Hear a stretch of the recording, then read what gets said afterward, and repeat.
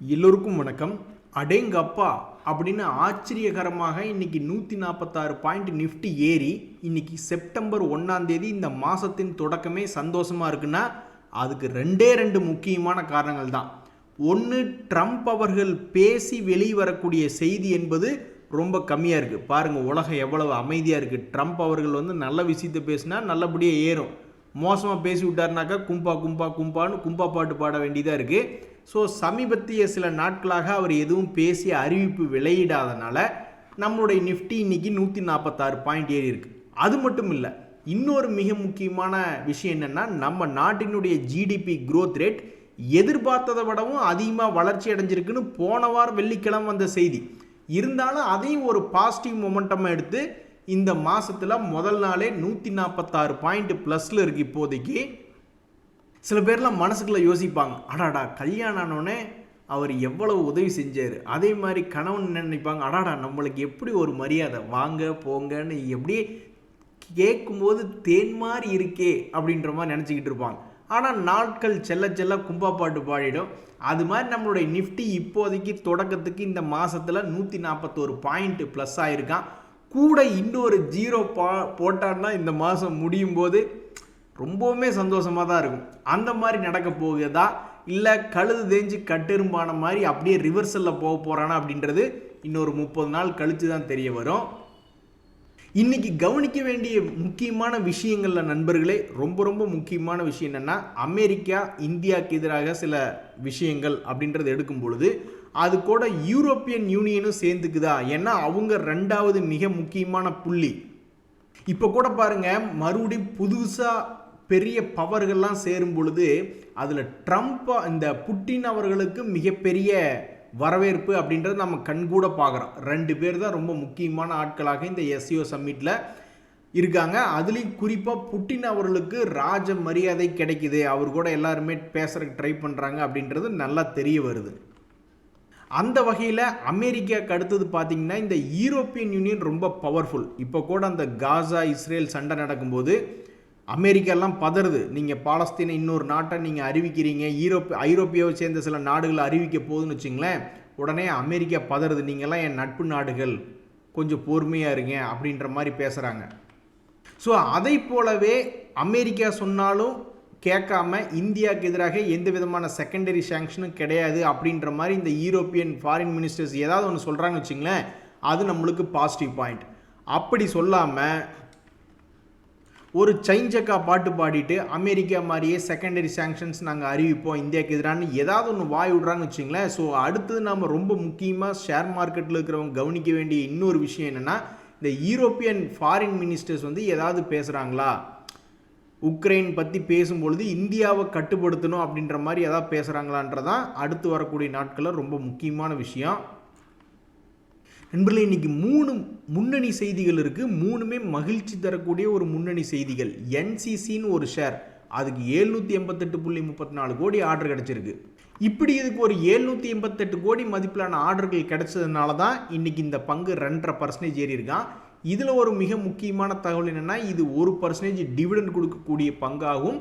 தற்போதைக்கு அவன் எப்பவும் செய்யக்கூடிய ஒரு 200 கோடி என்பதையே இப்போ இந்த குவார்ட்டர்லேயும் ரிசல்ட் பண்ணியிருக்கான்.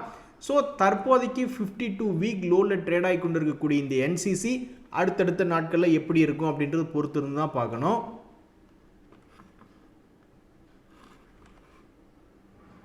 அடுத்தது மிக முக்கியமான தரமான செய்தி என்ன அப்படின்னு பார்த்தீங்கன்னா, பஜாஜ் ஆட்டோ இன்னைக்கு 3.4% ஏறி இருக்கு. அதுக்கு மிக முக்கியமான காரணம், இதில் ரொம்ப கவலையான ஒரு விஷயம் ஒன்று இருக்குது. பட் இருந்தாலும் மார்க்கெட் இன்னைக்கு பஜாஜ் ஆட்டோவை கட்டி பிடிச்சிக்கிட்டு ஒரே குஜாலா பாட்டு பாடிக்கிட்டு இருக்கு. இதில் என்ன ஒரு விஷயம்னா, அவங்களுடைய ஆகஸ்ட் மந்த் சேல்ஸ் என்பது கொடுத்துருக்காங்க. எக்ஸ்போர்ட் போன வருஷம் பண்ண எக்ஸ்போர்ட்டை விட இந்த வருஷம் ரொம்ப அருமையாக 25% அதிகமாக எக்ஸ்போர்ட் பண்ணியிருக்காங்க. ஆனால் நம்ம டொமஸ்டிக்கில் பாருங்கள், அது எலக்ட்ரிக் வெஹிக்கிள் வர்றதுனாலையா அல்லது என்ன விஷயம் அப்படின்றது தெரியல, டொமஸ்டிக்கில் நம்ம பஜாஜ் ஆட்டோனுடைய சேல்ஸ் என்பது போன வருஷம் ஆகஸ்ட் மாதத்தை விட இந்த வருஷம் ஆகஸ்ட் மாதத்தில் குறைஞ்சிருக்கு. ஆனால் இந்த எக்ஸ்போர்ட் கை கொடுத்ததுனால தான் அது ஆல்மோஸ்ட் 5% அப்படின்றது இயர் ஆன் இயர் அப்படின்றது கம்பேர் பண்ணல 5% இம்ப்ரூவ் பண்ண ரிசல்ட்டாக காமிச்சிருக்காங்க. எப்படியோங்க மார்க்கெட் இன்னைக்கு குஷியாக தான் இந்த பஜாஜ் ஆட்டோவை மேலே ஏற்றி விட்ருக்கான். ஸோ ஒரு தரமான செய்தி என்ன பஜாஜ் ஆட்டோ அப்படின்னு பார்த்தீங்கன்னா, ரொம்ப நாட்களுக்கு பிறகு 200 டேஸ் மூவிங் ஆவரேஜ் தாண்டி ட்ரேட் ஆகிக்கிட்டு இருக்கு. நீ எவ்வளவு பெரிய ஆள், ஆனால் ஒரு கும்பா குட்டி மாதிரி படுத்து கிடக்கிறியா அப்படின்னு பல பேர் பாவம் மனசு நொந்து போய் கிடந்தாங்க. 12,000 ரூபாயிலிருந்து ஆல்மோஸ்ட் 6,000க்கு பக்கத்தில் விழுந்து ரொம்பவுமே மனசு நோகடிச்ச ஒரு கிளியாக இந்த பஜாஜ் ஆட்டோ கிளி ரொம்ப நாளாக இருந்துக்கிட்டு இருந்தது. அது 200 டேஸ் மூவிங் ஆவரேஜுக்கு மேலே சில நாட்களாக ட்ரேட் ஆகிட்டு இருக்கு அப்படின்றதான் இந்த பஜாஜ் ஆட்டோவில் ஒரு தகவல். ஸோ எந்த ஒரு பங்கு ஏறினதுக்கு அப்புறமோ அல்லது இறங்கினதுக்கு அப்புறமோ தான் தெரிய வரும் அப்படின்ற மாதிரி இந்த பஜாஜ் ஆட்டோ அப்படின்ற பங்கு அடுத்து தன்னுடைய வீழ்ச்சி 6,000 நோக்கி போக போகிறதா அல்லது தன்னுடைய 12,000 நோக்கி போகிறதா அப்படின்றது பொறுத்து இருந்தால் பார்க்கணும். தற்போதைய நிலைமையில் ஒரு சென்டர் பாயிண்டில் இருக்கக்கூடிய ஒரு பங்காக இந்த பஜாஜ் ஆட்டோ அப்படின்றது இருக்குது. இந்த பிரீமியர் எனர்ஜிஸ் அப்படின்ற பங்கு ரொம்பவுமே வாலட்டிலிட்டியான பங்கு. என்ன செய்யறதுனே அவனுக்கு தெரியல. இறங்குவதும் ஏறுவதும் இறங்குவதும் ஏறுவதுமாகவே ரொம்ப காலமாக இந்த வேலை இப்படி பண்ணிக்கிட்டு இருக்கு. அப்படி பண்ணி கொண்டு இருக்கக்கூடிய இந்த பிரீமியர் எனர்ஜிஸ் அப்படின்ற பங்கு தற்போதைய சூழ்நிலையில் மே மாதத்தில் என்ன லோ ப்ரைஸ் இருந்ததோ அதே லோ ப்ரைஸ் கிட்ட ட்ரேட் ஆகிட்டு இருக்கு. இப்போ இந்த பிரீமியர் எனர்ஜிஸில் மிகப்பெரிய ஒரு ஆர்டர் 2,703 கோடி மொத்தமாக எடுத்து பார்க்கல 2,703 கோடிக்கு மதிப்பிலான ஆர்டர் இருக்குது அப்படின்ற தகவல் வருது. இது 0.10 அப்படின்ற பர்சன்டேஜ் தான் இது டிவிடன் கொடுத்து கொண்டு இருக்கக்கூடிய ஒரு கம்பெனியாக இருக்குது. இவன் செஞ்ச ஒரு உருப்படியான காரியம் என்னென்னா, சமீபத்தில் எந்த கம்பெனியுமே வளர்ச்சியின் பாதையில் ரிசல்ட் கொடுக்கல. அவன் லாபம் பண்ணி லாபத்தை ரிப்போர்ட் பண்ணுறதே பெரிய விஷயமா இருந்தது சமீபத்தினுடைய Q1 கார்பரேட் ரிசல்ட்டு இல்லை.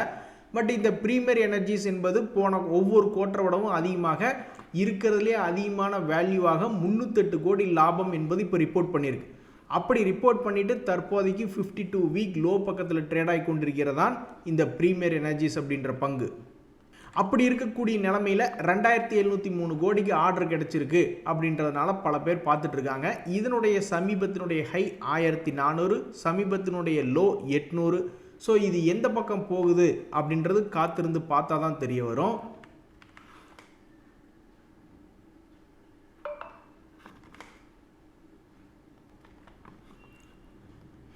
எல்லா ஷேரும் ஏறணும், அதுவும் உடனே ஏறணும் அப்படின்னு நம்ம நல்லதாக நினைக்கிறோம். ஆனால் பாதி பயலுக ஏறுறதே இல்லை நண்பர்களே.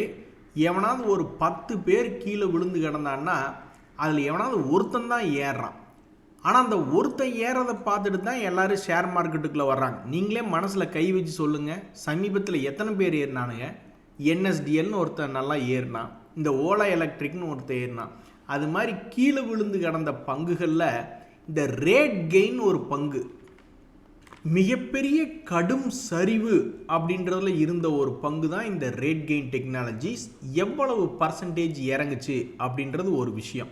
இன்னொரு விஷயம், லோ ரேட்லேருந்து ஆல்மோஸ்ட் 30% மேலே ஏறி இருக்கு.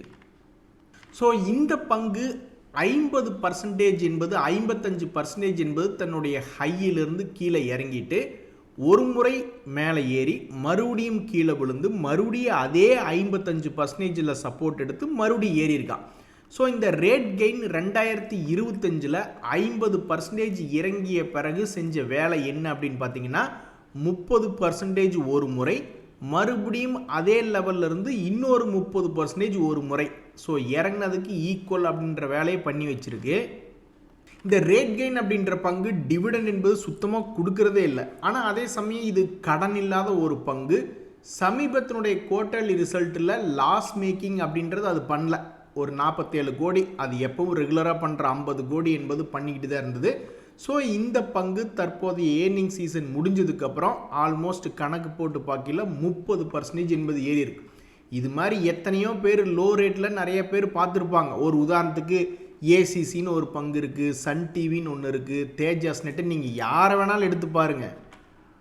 இந்த ஏசிசி அப்படின்ற பங்கு அதுவும் ஒரு 1 இயர் லோவில் தான் இருக்குது. அதுவும் ஒரு வகையில் முன்னணி பங்கு தான் ஏசிசியும். மங்களம் சிமெண்ட் அதுவும் மங்களகரமாக கீழே 30% இறங்கி கிடக்கு. சன் டிவி கூலி காப்பாற்றும் அப்படின்னு பார்த்தா இப்போ வரைக்கும் காப்பாற்றலை. ஆக்சுவலாக அந்த படத்தை இன்னும் எவ்வளவோ சூப்பராக வேறு மாதிரி யோசிச்சு எடுத்து இருந்திருக்கலாம். பட் எனிவே அதுவும் ஒரு 30% இறங்கி அதுவும் லோவில் தான் கிடக்கு. இது டாடா குரூப் கம்பெனி, அவன் பங்குக்கு ஒரு 56% இறங்கி கிடக்கு. ஐஓபின்னு ஒரு கம்பெனி, அவனும் ஒரு ஸ்டாண்டர்டான கம்பெனி தான், ஆனால் அதுவும் ஒரு 36% இறங்கி கிடக்கு. இந்த மாதிரி எத்தனையோ பேர் இறங்கி கிடக்கும்போது எவனாவது ஒருத்தன் தான் மேல் நோக்கி ஏறி வரான். அதுக்கே நம்ம சில நாட்கள் காத்திருந்து ஏறிச்சா இறங்குச்சான்னு பார்க்க வேண்டியதாக இருக்குது. இதில் ஒரு நண்பர் வேடிக்கையாக சொல்கிறார், கர்நாடகா பேங்க் ஏன் ஏறல உங்களுக்கு தெரியுமா அப்படின்னு கேட்டார். ஏன்னா அதை நான் வாங்கி வச்சுருக்கேன், ஸோ அதனால தான் அது கீழே இறங்கி கிடக்குது அப்படின்ற மாதிரி சொல்லிட்டு இருந்தாப்புல. ஸோ இந்த 2025 இந்த கர்நாடகா பேங்க் என்ன பண்ணியிருக்கு அப்படின்னு பார்த்தீங்கன்னா, இது வரைக்கும் ஒரு லோ ப்ரைஸ் போயிட்டு அந்த லோ ப்ரைஸ்லேருந்து தற்போது ஏறி இருந்தது ஒரு கட்டத்தில். அது எத்தனை பர்சன்டேஜ்னு கேட்டிருந்தீங்கன்னா 30% ஏறி இருந்தது. அப்புறம் மறுபடியும் ஒரு 30% பக்கம் இறங்கி இப்போ மறுபடியும் அடிவாரத்தில் இருக்குது. ஸோ எத்தனையோ முன்னணி பங்குகள், இது சில எக்ஸாம்பிள்ஸ் தான், ஆனால் இன்னும் எத்தனையோ முன்னணி கம்பெனிகள் இறங்கி கிடக்கு. அதில் எவன் ஏறுவான்னு தெரியாது. என்னைக்கு எல்லாருமே ஏறுறாங்களோ அன்னைக்கு தான் மார்க்கெட்டில் ஆனந்தம் அப்படின்றது வரும். இன்றைக்கி இந்த சொனாட்டா சாஃப்ட்வேர் ஷேர் வச்சுருக்கிறவங்கெல்லாம் இன்றைக்கி ஜாலியாக சோனியா சோனியா சொக்க வைக்கும் சோனியா அப்படின்னு பாட்டு பாடிக்கிட்டு இருப்பாங்க. ஏன்னா இன்றைக்கி லேசாக பாசிட்டிவ் அப்படின்ற மாதிரி ஒரு 1% இன்றைக்கி பாசிட்டிவில் ட்ரேட் ஆகிட்டு இருக்கக்கூடிய பங்குகளில் இந்த சொனாட்டா சாஃப்ட்வேர் ஒன்று. சமீபத்தில் இந்த சொனாட்டா சாஃப்ட்வேர் ஒரு மிக முக்கியமான ஒரு லோ ப்ரைஸ்லேருந்து கொஞ்சோண்டு மேல் நோக்கி ஏறி வந்த பங்கு தான் இந்த சொனாட்டா சாஃப்ட்வேர். மறுபடியும் பிக்கப் ஆயிடுவானோ, தன்னுடைய பழைய கையை மீட்டெடுத்துருவானோன்னு ரொம்ப ஆசையாக பார்த்துக்கிட்டு இருந்தாங்க. ஆனால் அந்த ஆசை இப்போ வரைக்கும் நடக்கலை. இன்னும் எத்தனை நாள் ஆக போகுதோ அப்படின்னு நிறைய பேர் பார்த்துக்கிட்டு இருக்காங்க. இந்த சமயத்தில் வேறு எந்த கம்பெனியெல்லாம் ஃபேமஸான கம்பெனியை மேலே ஏறி மகிழ்ச்சி கொண்டு வந்திருக்குன்னா, இந்த ஜிஎம்டிசி குஜராத் மினரல் டெவலப்மெண்ட் அப்படின்ற கம்பெனி இன்றைக்கி மேல் நோக்கி ஏறி இருக்குது. இன்னுமே பல கமாடிட்டிகளை சேர்ந்த பங்குகள், இந்த ஹிந்துஸ்தான் ஜிங்க் அவன்லாம் 4% ஏறி இருக்கான். இந்த ஹிந்துஸ்தான் ஜிங்க்குமே ஒரு 52 வீக் லோவில் கிடக்கக்கூடிய பங்கு தான். அவன் இன்றைக்கி மேல் நோக்கி ஏறி வந்துட்டான். கோதாவரி நீ எங்க இந்த பக்கம் அப்படின்ற மாதிரி இன்றைக்கி டாப் கெய்னர்ஸில் பார்க்கும்பொழுது இந்த கோதாவரியும் இன்றைக்கி ஒரு டாப் கெய்னராக வந்திருக்கு மார்க்கெட்டில். ஆஹா, கோதாவரி செஞ்ச வேலையை பார்த்தீங்களா? அடேங்க அப்பா, தன்னுடைய 52 வீக் லோவில் ஒரு காலத்தில் மார்ச் 2025 ட்ரேட் ஆகிட்டு இருந்தது. இன்றைய நிலைமையில் எடுத்து பார்க்கும்பொழுது அது 52 வீக் ஹையையும் தொட்ட ஒரு பங்காக இந்த கோதாவரி அப்படின்ற பங்கு இருக்குது. அதாங்க 40க்கு எவனாவது ஒருத்தர் 2 பேர் ஏறுறான். அதை பார்த்துட்டு தான் உடனே இதை பார்க்குறவங்க என்ன நினைப்பாங்க, ஸ்டாக் மார்க்கெட்டுக்கு புதுசாக வர்றவங்க, ஓ 155 ரூபாயிலிருந்து 6 மாதத்துக்குள்ளேயே 230 ஏதோ பங்குகள் போயிருண்டோன்னு நினச்சிக்கிட்டு வருவாங்க. போவான், ஏதோ ஒரு படத்தில் சொல்லுவாங்கள்ல, நொட்டுவான் அப்படின்னு ஏதோ இந்த ஊர் பக்கம் பேசுவாங்க. எல்லாமா ஏறிடுவான், அது எவனோ ஒருத்தர் 2 பேர் ஏறுறான். அதை பார்த்துட்டு தான் உள்ள ஏகப்பட்ட பேர் சிக்கிக்கிறாங்க. இந்த சமயத்தில் மிக முக்கியமான தகவல், சார் இன்னைக்கு நல்ல மூடில் இருப்பார் போல். இந்த Bombay stock exchange share price தான் இன்றைக்கி 4% ஏறி இருக்கு. எந்த இடத்துலேருந்து 4% ஏறி இருக்குன்னா, அந்த 200 days மூவிங் ஆவரேஜ் அப்படின்றதுக்கு ஒரு மரியாதை கொடுத்து இன்றைக்கி அந்த டவுனில் போய் க்ளோஸ் ஆகாமல் இப்போ வரைக்கும் பிஎஸ்சி அப்படின்ற பங்கு 4% ப்ளஸில் ட்ரேட் ஆகிட்டு இருக்கு. இதனுடைய செய்தி என்ன அப்படின்னு பார்த்தீங்கன்னா, சமீபத்தில் 200 days மூவிங் ஆவரேஜ் தொட்ட பிறகு தொடர்ந்து இறங்கி கொண்டே வந்தான். மிக எளிதாக 500 ரூபா கும்பா. எத்தனை நாள்லன்னு சொல்லுங்க பார்ப்போம். வெறும் 5 நாளில் 500 ரூபா கும்பா இந்த பிஎஸ்சி.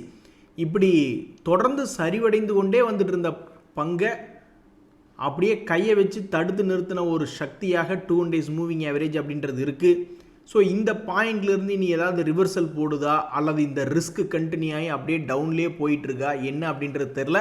பட் இன்றைய தகவல் இந்த பிஎஸ்சி லிமிடெட் அப்படின்றது கரெக்டாக 200 days மூவிங் ஆவரேஜை தொட்டுக்கிட்டு ஒரு மாதிரி ப்ளஸில் ட்ரேட் ஆகிட்டு இருக்கு இன்றைக்கி.